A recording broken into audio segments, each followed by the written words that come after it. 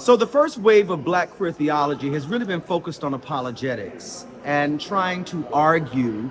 that Black queer folk should be a part of the church, or they're making arguments, theological arguments to say that, well, the Bible really doesn't say that homosexuality is wrong.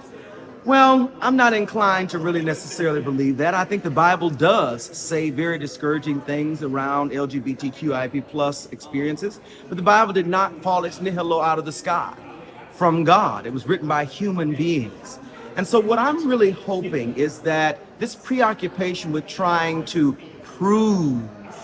that we are made in the image and likeness of God to heterosexual persons is something that we as Black queer theologians will move beyond,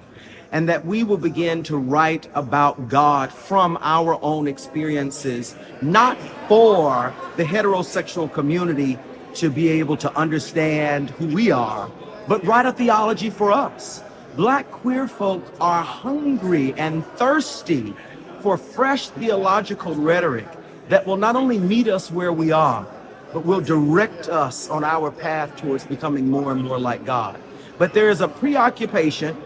with colonialist thinking and Constantinian Christianity, in which we feel like Black queer theologies, or even queer theologies at large, have to fit into that sort of Christian framework of just talking about the Trinity, just talking about God the Father, and extrapolating Christology and ecclesiology in these sort of traditional Eurocentric ways. I really hope that Black queer theologians will begin to think outside of the box and embrace our African and African diasporic heritage and history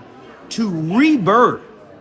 a tradition that died a long time ago, that Albert Raboteau described as slave religion, the Black church prior to failed Reconstruction, when Black churches were not operating under the auspices of the white gaze, but they were thriving on their own. Yes, in the terror of enslavement,